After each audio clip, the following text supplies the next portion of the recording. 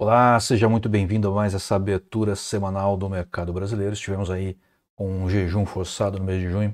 Primeiro eu tive algumas intempéries, alguns problemas pessoais para cuidar. Depois eu adoeci, fiquei com a garganta totalmente tomada e não tinha a menor condição de fazer algum tipo de gravação. Então, infelizmente, não foi possível. Mas essa semana a gente volta com esses ativos. Houve uma alteração, né? Uma não, várias alterações. Se vocês assistiram, espero que tenham assistido a abertura mensal do mercado brasileiro, publicado na última quinta-feira, com um pouquinho de atraso, que deveria ter sido na quarta, vocês verão que nós ajustamos os ativos brasileiros para aqueles que têm a maior liquidez, ou um dos três com maior liquidez, em cada um dos índices. E nós seguimos essencialmente essa mesma toada aqui, só que aqui a gente também tem o milho, tem o ETF Hash, que envolve essencialmente o Bitcoin e o Ethereum. E nós colocamos algumas financeiras a mais aqui, porque elas são importantes de fato para a movimentação e para a análise do mercado brasileiro.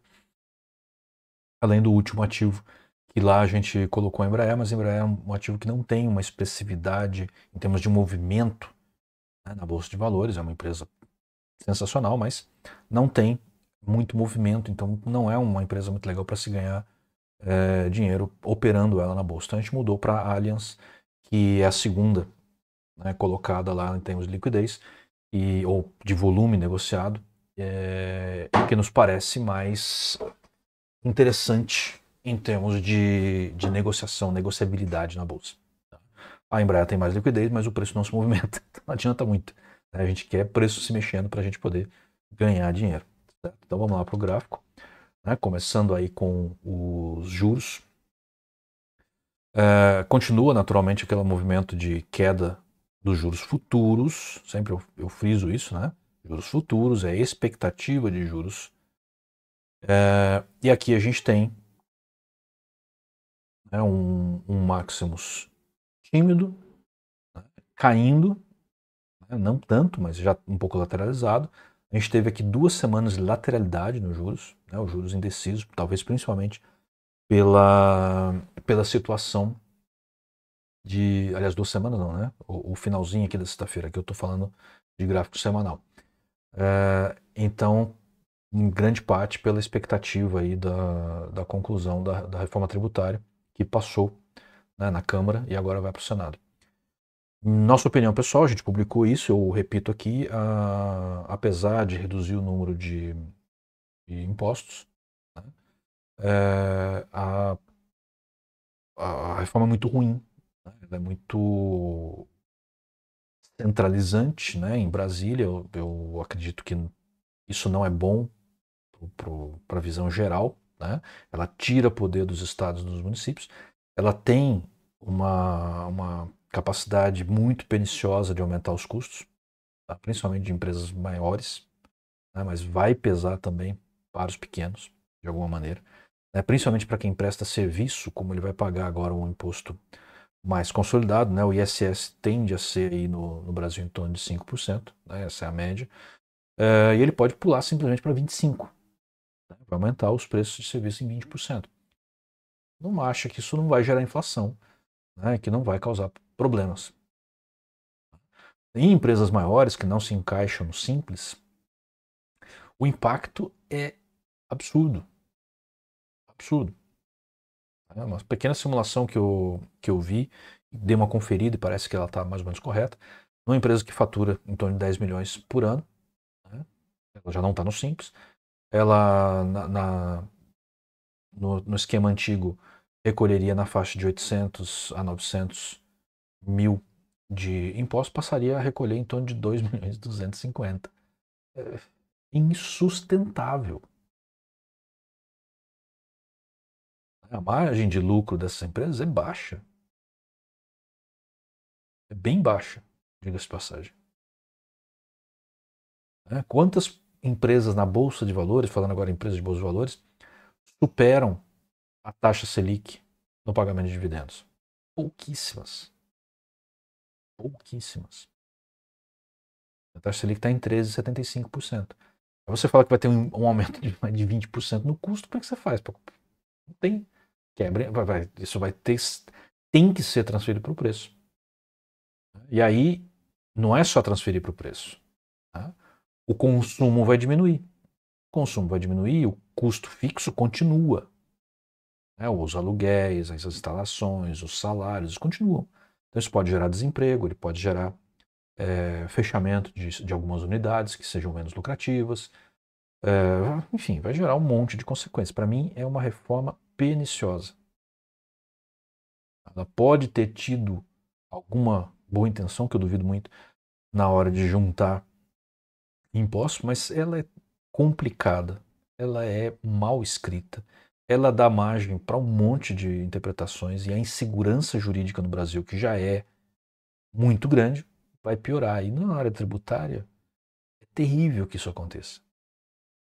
Se existe uma coisa que é temerária aqui no Brasil, é a fome do leão, né, da Receita, de arrecadar. E esse governo intensificou isso a potência muito alta, né, exponencialmente. Então, e ele não faz nenhum esforço para reduzir custo, só aumenta, aumenta, aumenta, aumenta. Ele quer mais, mais, mais, quer gastar, gastar, gastar. Né, conosco e com os vizinhos. Né? Então, esperem algo ruim no futuro. Vai acontecer daqui 2, 3, 4, 5 meses? Não. Mas lá na frente vai. Quais as consequências? A inflação vai subir. Os preços vão subir, a inflação vai subir. O real vai desvalorizar. O dólar, portanto, vai subir. Eu tenho falado desde o ano passado. Tenham uma parcela expressiva das suas economias dolarizadas. Volto a insistir. Né? Depois lá na frente, infelizmente, eu vou ter que dizer, eu avisei, eles não deram bola. É perfeitamente legal ter dinheiro no exterior. Hoje você tem a Avenue, se você quiser aplicar em corretora, você pode ter ali uma conta bancária, pode ter um cartão de débito internacional, tudo funciona muito bem, eu uso a Avenue e gosto muito. Tem a Nomad, e tem excelentes referências também, é um banco daí, né, mas também tem possibilidade de fazer investimentos lá dentro, tem cartão internacional, né, e tem outras, né, que eu não vou falar porque eu não conheço diretamente, mas que, segundo eu vejo, funcionam bem também. Tá? Então, o que você está esperando? É muito simples hoje mandar dinheiro para fora, é como uma transferência bancária, né, ela só demora um tantinho a mais, né, menos do que um DOC. Demora. Eu quando faço uma transferência da minha conta bancária do Itaú para a conta da Avenue, que é no Brasil, né? Também é no Itaú, ela já aparece para mim ali em questão de minutos. Tá? 5 minutos, talvez. Eu já peço para fazer o câmbio, normalmente eu peço para fazer o câmbio no dia seguinte, mas já está lá garantido o valor do câmbio, no dia seguinte já está na minha conta em dólares, lá na Avenue. Mas se eu quiser fazer isso no dia, também posso, não tem problema nenhum. Quando eu transfiro o dinheiro da corretora que eu opero lá em Chicago, né, de lá para cá, né, mas também funcionou quando eu coloquei dinheiro daqui para lá, no mesmo dia aparece. Tá? E no caso eu uso remessa online. Hoje em dia eu nem trago mais o dinheiro de Chicago para cá, eu já transfiro para a Avenue, que tem a conta bancária que eu posso utilizar. Então, gente, para. Tem que ter conta no exterior, tem que ter dinheiro em dólar. Tá? Senão, no futuro, vocês vão sentir um grave inconveniente. E ouçam. Índice brasileiro. Só muito falando aí, né? Mas ó, lateralizadaço. Não tá fazendo nada. Parou aqui nessa resistência. Aqui tem uma resistência um pouquinho mais baixa, mas tá parado. É ali em torno do 118, 120. Paradão. Com passo de espera. Tá? Apesar dos influenciadores de mercado dizerem coisas diferentes. Aliás, muito cuidado com os influencers. Muito cuidado com o que as corretoras estão falando, com o que a literatura especializada está falando. Eu vi um absurdo de um cara que eu tenho extrema consideração, né, um dos donos de uma das maiores empresas de análise do Brasil, né, falar um besterol tremendo sobre o ministro da Economia, que é um incapaz de fazer o que está fazendo lá, e sobre essa reforma tributária. Meu, sinto muito. E eu não olho as coisas de forma ideológica, tá? Eu separo bem as coisas. Né? Na economia a gente não pode analisar de maneira política. Tá? Então é independente do governo que está aí. A economia não vai bem. O ministro da Economia não sabe exatamente o que fazer. A equipe dele não é boa. Esse projeto de reforma tributária é uma porcaria.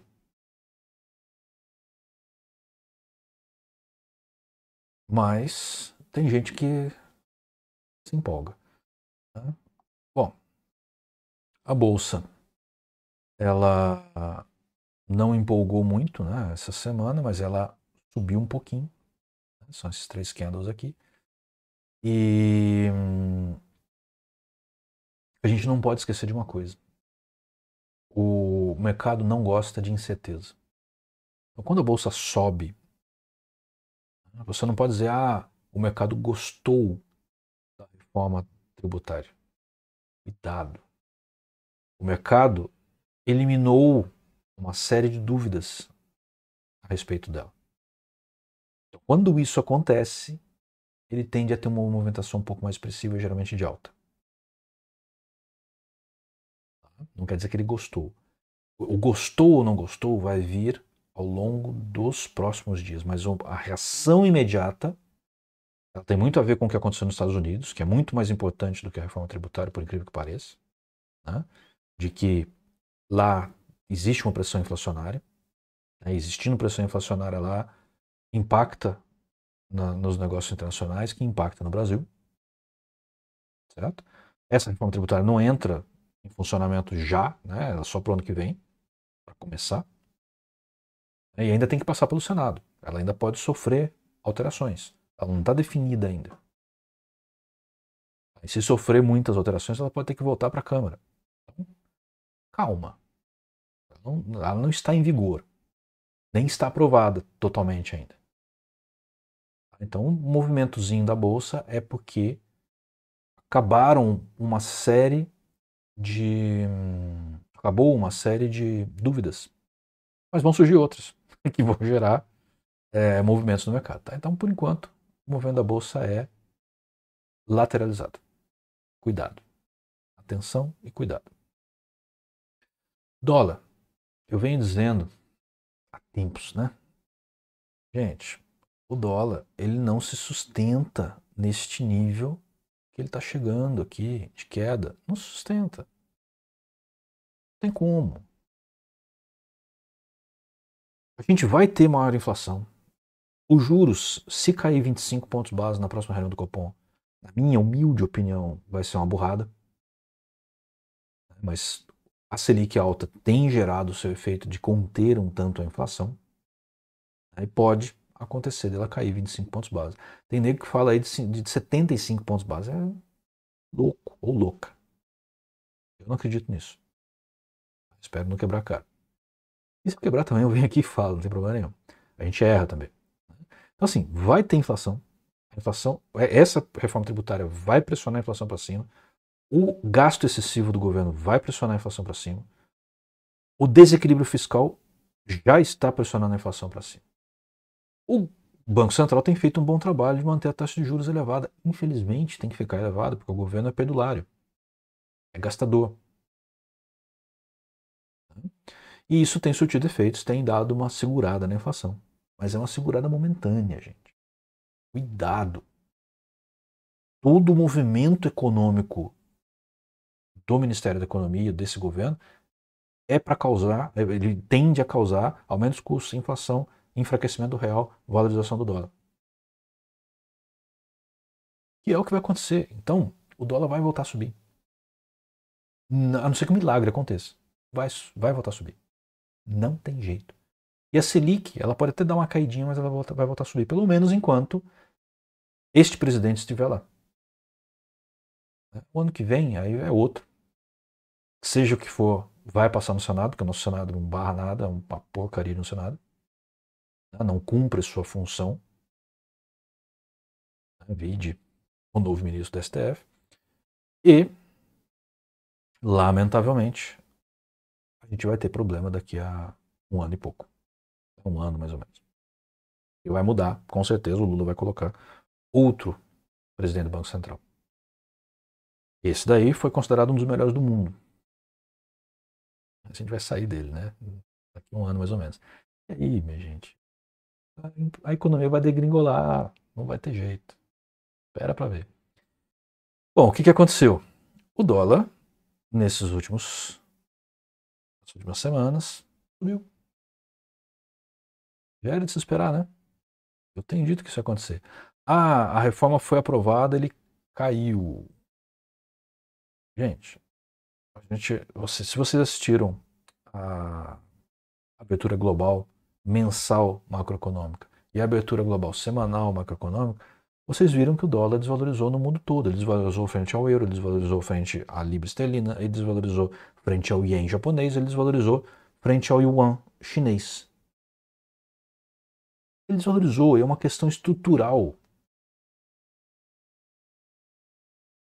Não é o real que valorizou. É o dólar que mundialmente desvalorizou essa semana. Então, não se iludam. Não criem uma realidade paralela que não existe. O real é uma moeda fraca. O real é uma moeda de uma economia incipiente, fraca, que vai gerar inflação, que está desequilibrada fiscalmente, que vai ter que impulsionar os seus juros, porque senão ninguém compra os títulos do governo, e ele vai precisar de dinheiro, muito dinheiro. Então isso é temporário. Temporário. O valor de equilíbrio do dólar em relação ao real nas minhas contas ultrapassa 5,30. Ele está em 4,90, mais ou menos. Né?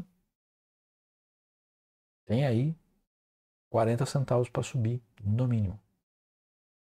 Ah, vai ser agora? Não, não vai ser agora de imediato. Como eu falei, a reforma tributária ainda tem um tempo para entrar em operação. As consequências dela têm um tempo para entrar em operação, para serem sentidas. Vai levar alguns anos.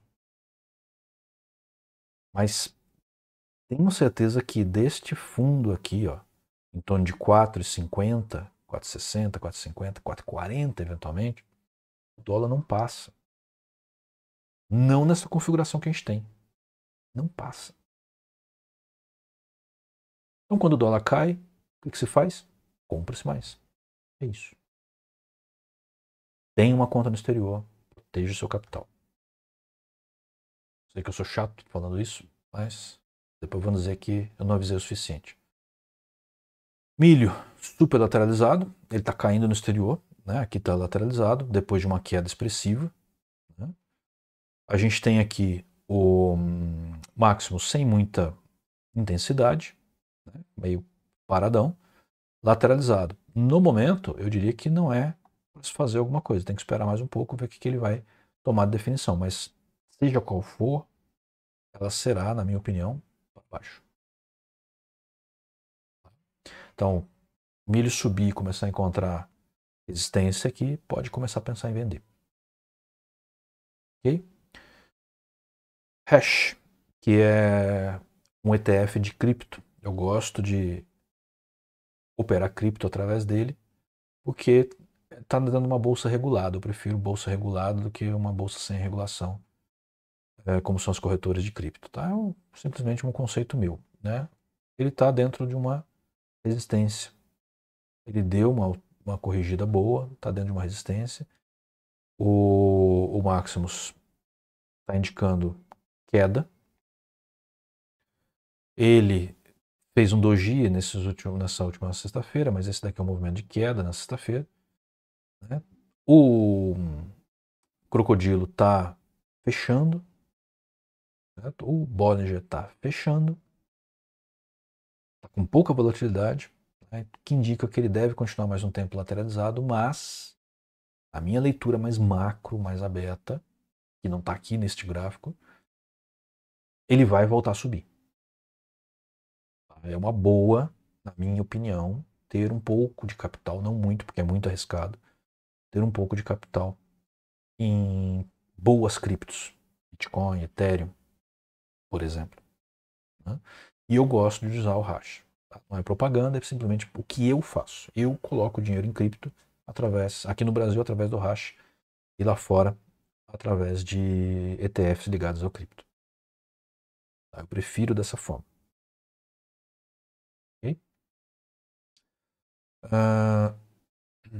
Localiza, né? Foi um ativo que a gente já tinha no nosso portfólio, mas que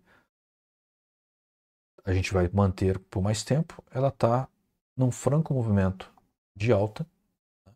Que teve recentemente uma correção. Tá? Agora, olha que interessante. A coloração está vermelha, mas ela está subindo. Né? Tá subindo. Quando a gente olha aqui no Maximus, ela deu uma enfraquecida razoável. Está indicando a intensidade de deslocamento para baixo, né, os pontinhos aqui. Mas isso nos parece tão somente uma correção. Qualquer coisa perto dos respingos aqui ou da boca do crocodilo, na minha opinião, é uma oportunidade de compra. Se chegar no dente, então, mais oportunidade ainda. É um excelente ativo, deve continuar subindo. Tá? Itaú, o maior banco do Brasil, né?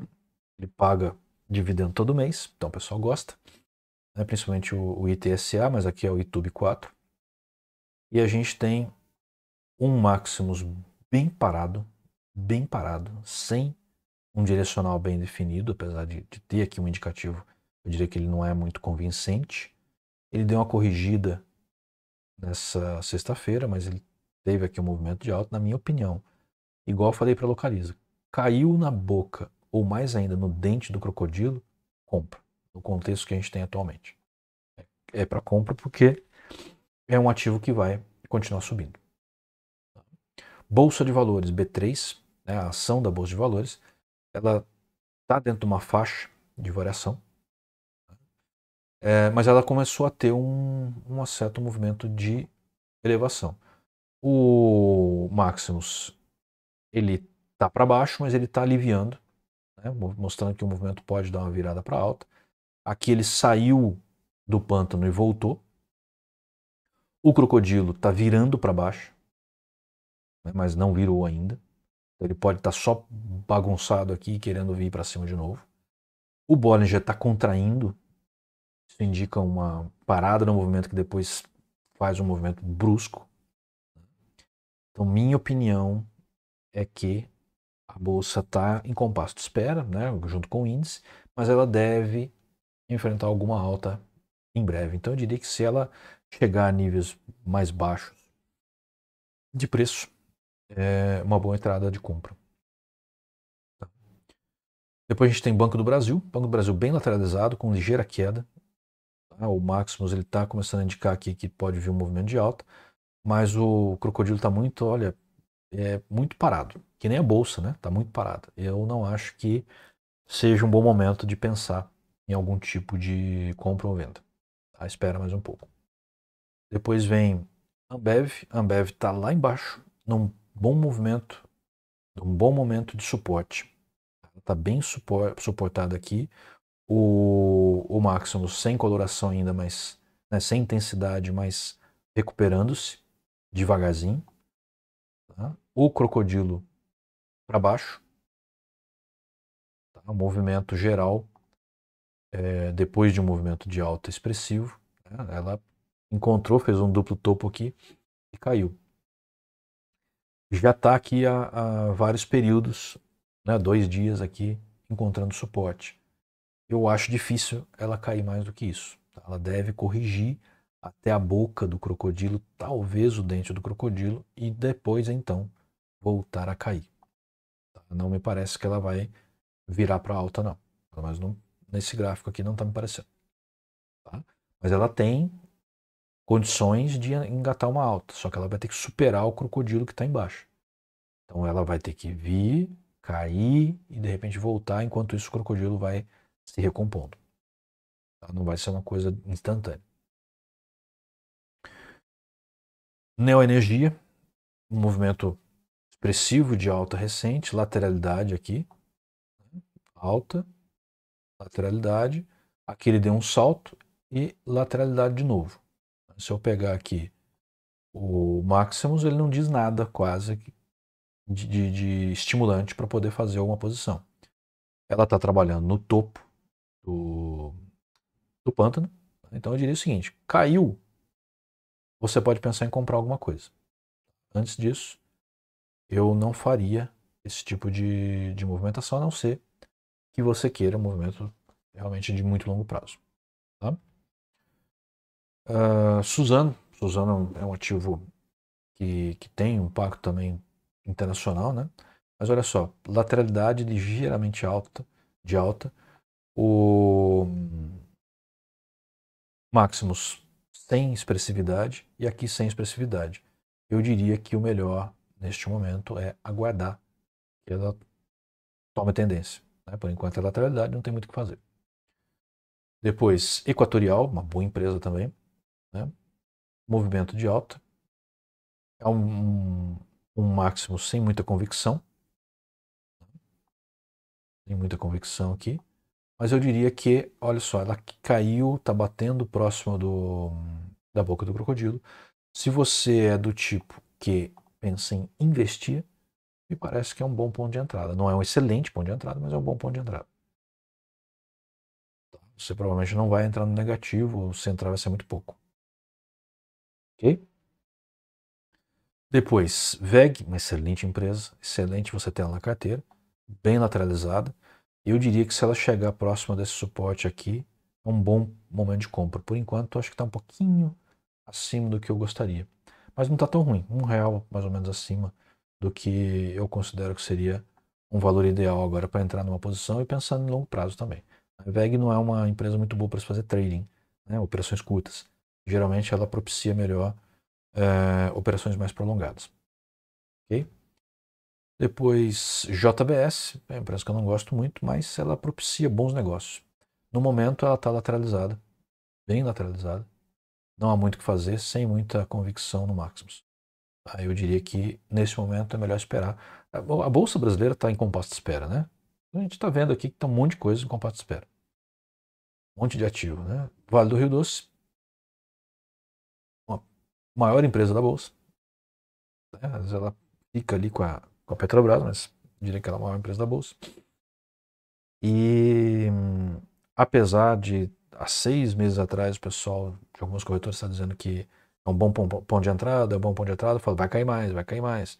E já caiu de 80 para 70, de 70 para 60, hoje está em 65 mais ou menos, até deu uma recuperadinha. Né? Mas, minha opinião, ainda não é um bom ponto de entrada de compra. Ela deve cair mais. Então, ela está lateralizada agora, mas minha opinião é que ela vai cair mais. Então, se você quer comprar, sugiro esperar mais um pouco. Petrobras. Não tem como não falar de Petrobras aqui, né? Está lateralizado. Passou por uma outra lateralizada. Uma outra lateralizada. Ou seja, ela está ficando bastante tempo em certos patamares.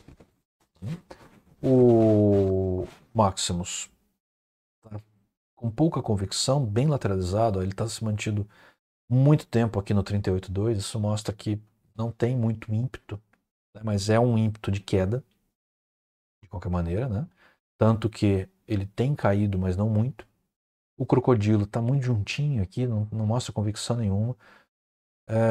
Resumo da ópera. Eu não compraria, nem venderia, entrar vendido, né? Fazer short Petrobras nesse momento. Mas se eu tivesse Petrobras na carteira, eu já teria vendido. Eu provavelmente teria vendido pior do que o momento atual. Mas eu ainda acho que é um bom momento para se livrar desse negócio. Não vai mais ter aqueles mega dividendos que tinham. Não acredito nisso. Então, minha opinião, você tem Petrobras na carteira, pelos dividendos. Talvez ainda tenha mais alguma coisinha expressiva, mas não vai ser tão expressivo. Mas o melhor para mim é livre disso. Tenho falado isso faz tempo. Tudo bem, ela valorizou e você poderia ter vendido melhor. Desculpe, mas ainda assim eu sou vendedor em Petrobras para quem tem posição. Ok? Depois, Allianz é uma boa empresa também, ela tem aí vindo num movimento constante de alta, né?